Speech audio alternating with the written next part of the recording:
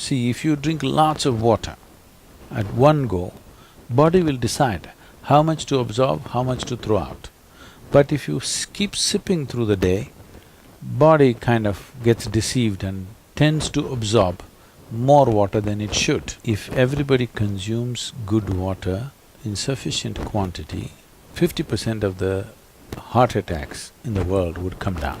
Everything that's happening in nature, whatever shapes and forms that different life forms are taking, is essentially largely related to how the water reverberates, including yourself.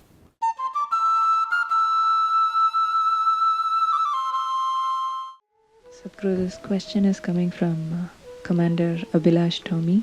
Oh, He's an Indian naval officer, the first Indian to complete a solo, unassisted, non-stop circumnavigation under sail. He's also an Isha meditator who practiced Shambhavi every day on the boat during his trip. hey, he must be some inspiration for all of you. So, two questions. The first one is, I have heard a discourse by you, Sadhguru, where you said that drinking excess water all through the day is not healthy. What if you don't drink water and you don't feel thirsty for days? Is that normal? The second question, the way the moon and the sun exert their influence on water bodies, causing tides, do they also exert such influence on human and animal bodies? About not drinking water. This must have happened to Abhilash when he was on the ocean. I want you to understand this, if being on the ocean for maybe 2 months or 3 months all by yourself, one-man boat, means you really have to be in tune with what's around you in many ways. In some ways where you can logically understand, in many ways that nobody understands but they know it works like that. Anybody who's been at sea for long periods of time has this sense. Anybody who's flying for a certain period of time, they have a sense with the wind and the air in a certain way. Not all of it is scientific knowledge, not all of it is intellectually correct, but they just know that's how it is and it always works that way.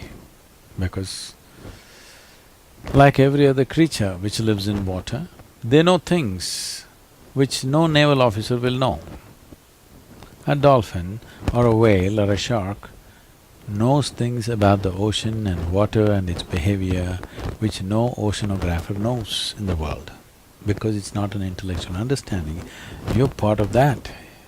So in some way, someone who wants to go around the world in a boat all by himself, in a sailboat without any engines or anything, obviously you get into tune with the water around you, otherwise it won't really work for you. First of all, you won't mentally survive that.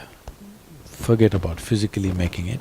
Mentally you wouldn't survive that unless there is a certain affinity between you and that element. So when you're in such a state, particularly being in the ocean, largely being in the sun, the respiration process in the skin is greatly enhanced when you're in a condition like that. And you're on the water surface, so naturally the humidity will be there. You're taking in water, not through your mouth, but you're continuously taking in water. If you want to check, you check your weight, get into the bathtub, sit there for half an hour and check your weight, you will be certain number of grams higher because body will take in water. So,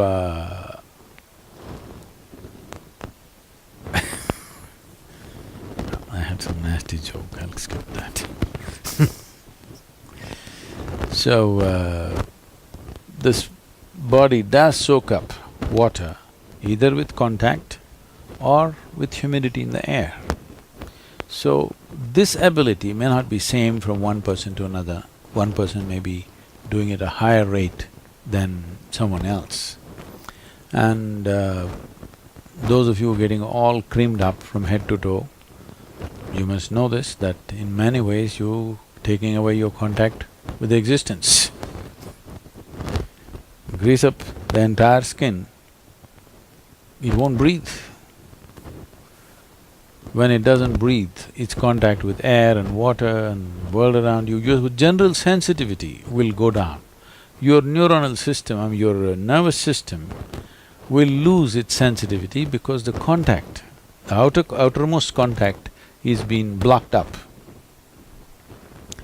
So, the entire world is taking to this, of course, now to block themselves out because they'll contact the world through the Facebook, of course. Even the bears are going on the Facebook, I heard. So, that's different. But anyway, your need for water might have come down quite dramatically because the humid conditions and your own openness to the element could have done that. And if you don't feel thirsty, if you don't drink water, nothing is going to happen, you're going to be fine. It's only in America you will die if you don't drink water.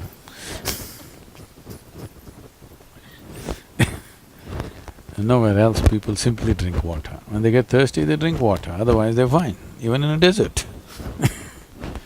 It's only in America, in cold climate, everybody's carrying a bottle and sipping continuously because the marketing machines have done this to them that they must drink lots of water.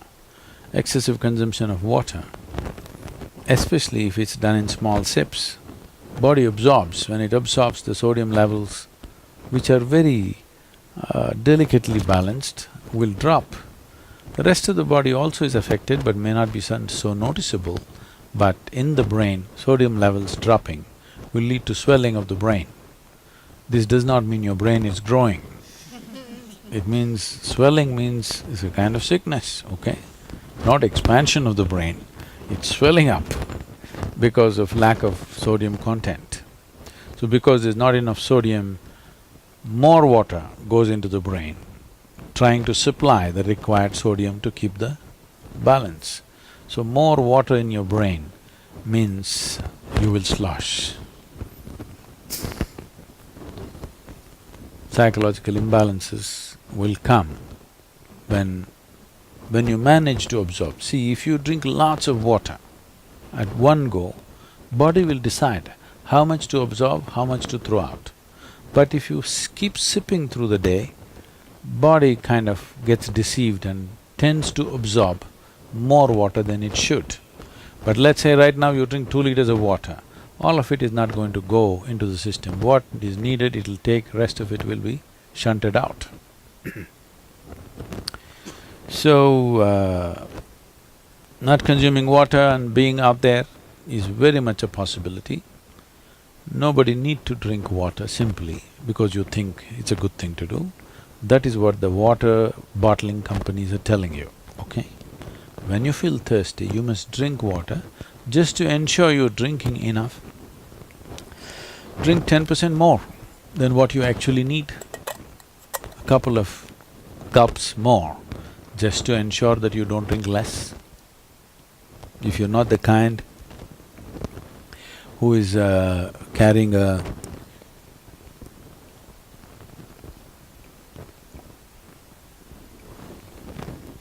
water bottle with you every minute of the day, then it's good to drink little extra water so that when the need comes, you have a certain amount of time before you can drink, that it is not an emergency. At the same time, when you need water, when you're thirsty, if you don't drink, it'll cause damage to the system. I would say, this may be very controversial, the medical fraternity will for sure protest on this, but they will come to it after maybe 20 years or 30 years. I would say if everybody consumes good water in sufficient quantity, 50% of the heart attacks in the world would come down. The damage to the heart is immense when the water that is needed is not there in the system. But when I say water, it is not just about drinking liquid water, you must eat high water content foods. If you eat a fruit, it's nearly 90% water. Vegetables and other things are over 70% water. Minimum 70% water content must be there in the food that you eat. But in this part of the world, now it's changing, of course, people are becoming more conscious about these things, otherwise, in this part of the world, what people are eating is very dry food. Everything that is here is generally dry. Only now, I think 25 years ago, in this part of the world, hardly people ate any vegetables. Vegetarians were beaten on the streets. Yes, being a vegetarian is a crime because they think you're weird. So, very low water content food you eat and it goes and gets stuck in your… like concrete, it sits in your stomach. Now you drink water, that's not going to help. You must eat high water content foods. When you consume food, at least it must be level with the percentage of water content in your own body. So any food that you eat should be at least 70% water content. So this is why vegetables, fruits must be part of your diet so that it is there. You eat bread, I don't know, maybe it's just 20–25% water content or even less, depending on the type of bread you eat. If you eat meat, it's very, very low water content. Cooked meat has very low water content. So, when you're on bread and meat, you will have serious issues, and I'm telling you, doctors may think I need water up here, but they will come to this in 20 years, 30 years, whatever time they take. I will tell you, if they consume high water content foods, 50% of the cardiac deaths will go from the world. People won't die of heart attacks. One reason they're dying of heart attacks is they're eating very low water content foods. So people may say, what about other countries? Why are they dying in India? There also the same has happened. What used to be traditional meals and what they're eating today, it has changed dramatically because they're also ruled by commercial forces who tell them what to eat. They won't listen to their bodies. They look at the advertisement, the big hoarding or the television advertisement decides what you eat, not what your body tells what to eat. So, not consuming water in certain situations is okay, but if there is an indication of thirst, you must drink water. It's very necessary that you must drink water when there's an indication of thirst, because body has its own way. When it indicates you need water, you must give it water within 20 minutes or at least at the most half an hour. You must drink substantial quantity of water. If you drink enough water, then body will choose how much to take, how much to reject. What's the other question, I'm sorry? Oh. Both the sun and the moon have vibrational impact and also gravitational impact on the water.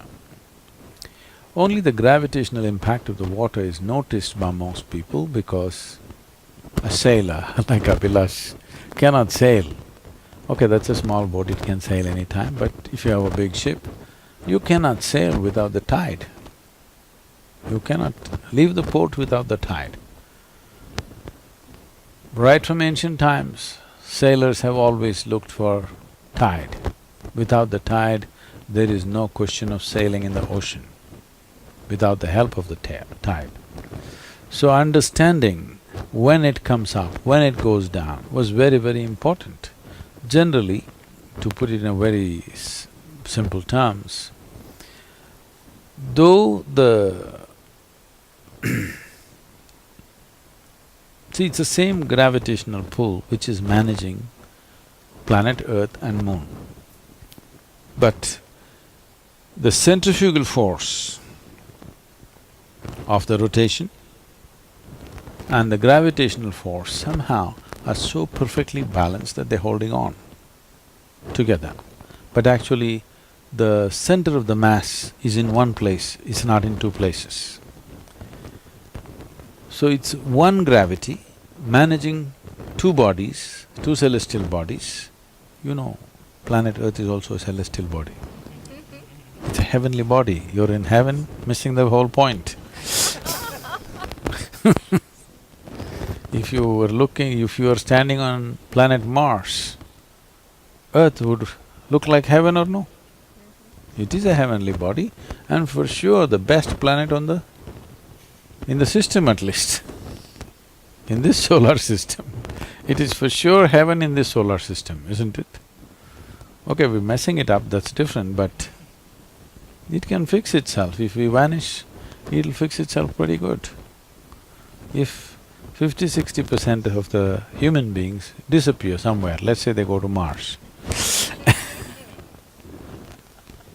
you will see planet Earth will just revitalize itself and flourish in a big way, because she still has water. Water has not been lost. You know, all of you are water bottles. You little more than them, but this is a water body, isn't it? Huh? 70% water, just shake and see. So, 7.3 billion people, let's say on an average, all of them weigh 60 kilograms. I'm not taking into the heavyweights, taking into account the heavyweights, but let's say on an average 60 kilograms everybody weighs. Out of 60, at least 40 kilograms of water, that means 40 liters of water per person carrying. 40 liters into 7.3 billion. How many liters? It's almost an ocean by itself. So where is the water? It's all here. It's never left the atmosphere and gone anywhere. The volume of water that was here a billion years ago is still here, but all in unworthy packages.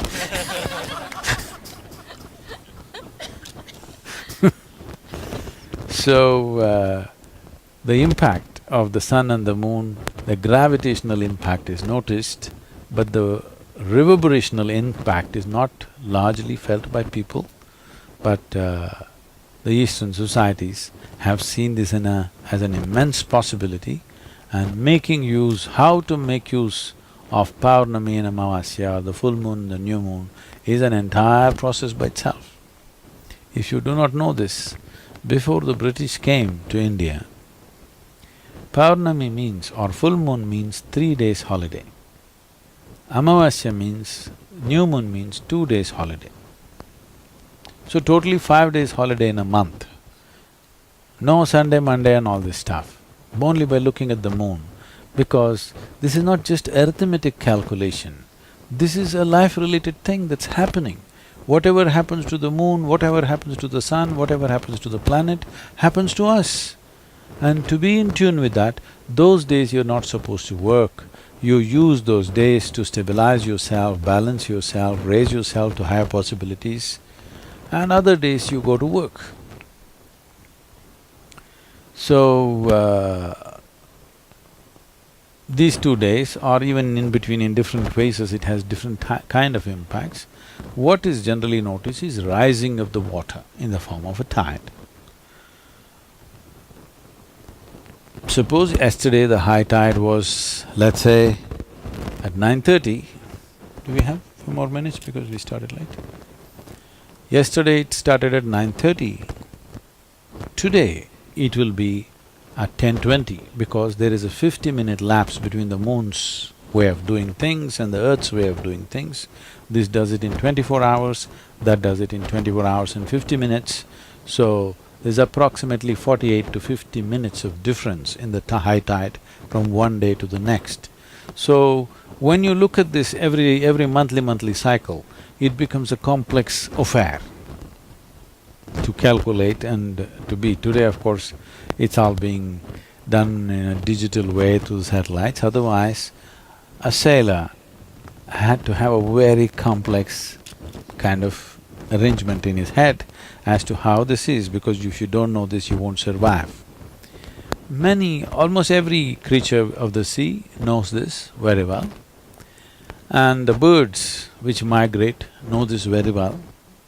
And there's some incredible facts about the navigating birds which travel or which migrate during certain seasons and get back, as to how they manage this entire process, the water, the gravitational pull of the moon. It affects the flying objects too, particularly when you're flying on your own power, flapping your wings. Even slightest movement in the gravitation and the reverberation affects them. How they manage this, how they go through this is a very, very interesting story.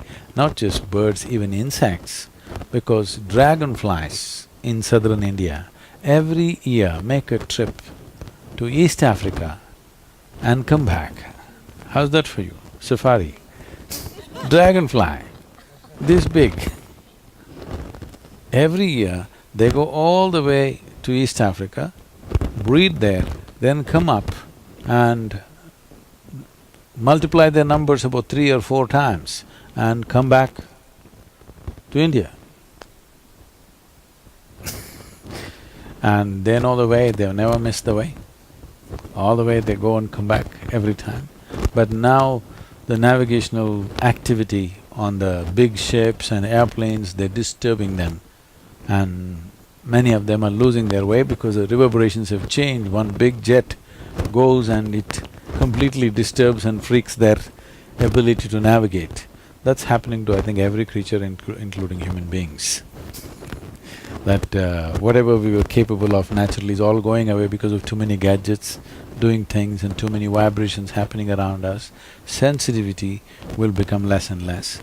About the influence on the human mind, human body, the maximum impact of these planetary objects upon water and the maximum impact is on the human being, not on the other creatures, because we are vertical in our spine.